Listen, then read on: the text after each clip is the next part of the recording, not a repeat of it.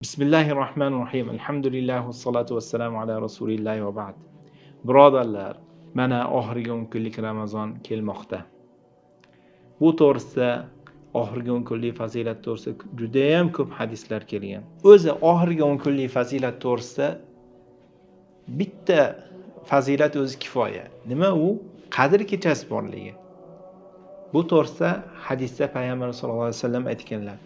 Oxirgi 10 kunlikdan Qadr kechasini qidiringlar deganlar. Taharru laylatul qadr fil ashr al-awakhir min Ramazon. Oxirgi 10 kunlikdan qidiringlar degan. Ya'ni oxirgi 10 kunlikda o'zi Qadr kechasi. Endi Qadr kechasini ba'zilar falon kuni deb tayin qilingan. Uni to'g'risida har bir kuni inshaalloh qisqa shu Instagram orqali, mana shu YouTube orqali ham video qo'yib boraman qisqa. Lekin hozir ommatan oxirgi 10 kunlik to'g'risida gaplashamiz. Xo'p, bu oxirgi 10 kunlikda qanaqa qilib o'tkazilsa, nima qilinsa yaxshi? Sunnatga muvofiq. Sunnatga muvofiq bir sunnat bor. Bu 1 yilda bir marta mana shu kunlarda qilishingiz mumkin. U nima? E'tikof. Payg'ambarimiz sollallohu alayhi vasallam har doim Ramazonda oxirgi 10 kunlikda e'tikof qilardilar. To vafot qiling, Alloh taolo u kishini vafot qilgunlariga qadar oxirgi 10 kunlikda e'tikof o'tirardilar. Payg'ambarimiz vafotdan keyin ummahatul mu'minin, ya'ni payg'ambarimiz ayollari o'tirishgan e'tikofda. E'tikofga o'tirishlik odamni ibodat qilishlikka yordamchi bo'ladi. Chunki e'tikof qayerda bo'ladi? Masjidda. Xo'p, masjidda nima qiladi odam? Ibodat qiladi. Agar e'tikofni to'liq to'kis aytilgandek qilib qiladigan bo'lsa, albatta ibodat bilan o'tkazadi. Oxirgi 10 kunlikda yana qilinish kerak bo'lgan narsalardan biri bir sunnat bor.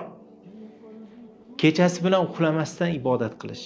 Ya'ni kechasi uxlamaslik. Agar uxlasangiz sunnatga xilof ish qilgan bo'lasiz. Lekin harom emas.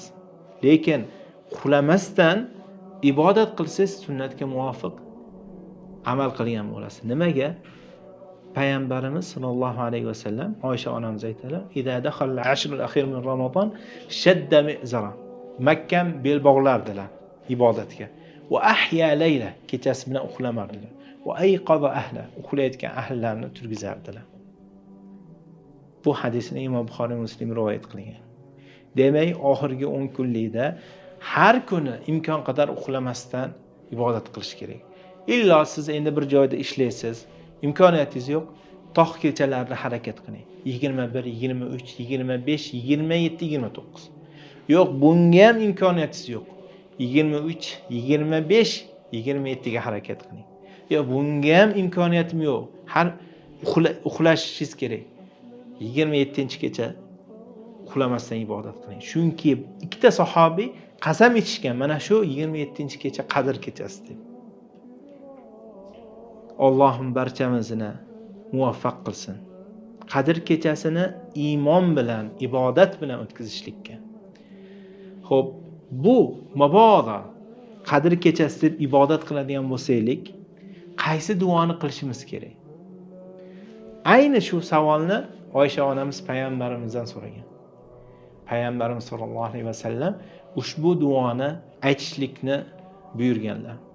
U esa Allohumma innaka afuwun tuhibbul afwa fa'fu anni. Yana qayta aytaman. Allohumma innaka afuwun tuhibbul afwa fa'fu anni. Yodlab oling, inshaalloh kommentarga ham yozib qo'yaman buni. Lotinchada va kirilchada. Yodlab olasizlar degan umiddaman. Qadr kechasi khayrun min alf shahr. 1000 oydan afzal. Ya'ni 1000 oy 83 yildan ko'p. Tasavvur qiling. 83 yillik ibodat qilgan bo'lasiz, agar shu kechada ibodat qilgan bo'lsangiz. Va bu kechada imkon qadar har xil turli ibodatlar qilish kerak odam. Qur'on o'qish, tahajjud, zikr qilish, duo, ihson qilish. Chunki hamma amallaringiz shu necha ming barobar ko'p bo'ladi. Misol tariqasida aytishim mumkin.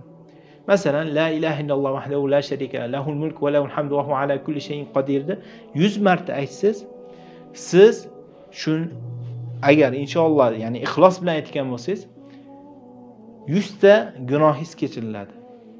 Va 100 ta sizga hasana yoziladi. Va 10 ta qulni ozod qilgan bo'lasiz. Tasavvur qiling, u kuni Qadr kechasi bo'lib qolsa, ya'ni Laylatul Qadr bo'lib qolsa, qancha savobli ishlar qilgan bo'lasiz. Minglab qullar ozod qilgan bo'lishingiz mumkin. Minglab gunohlaringiz kechiriladi, minglab hasanotlar olasiz. Imkon qadar oxirgi 10 kunlikda 10 kun, yo 9 kun, yo 10 kun ibodat bilan o'tkazishga harakat qilaylik. Yo endi bunga himmat bo'lmadimi? Aytganimdek tog' kechalari 21, 23, 25, 27, 29. Endi bunga ham himmat bo'lmadimi? Kamaytiring. Bo'pti. Yo'q. Oxirgisi endi bo'lmaganda shu 27 kechadan ibodat bilan o'tkazishga harakat qiling. Allohim barchamizni muvaffaq qilsin. Gunohlarimizni kechirsin.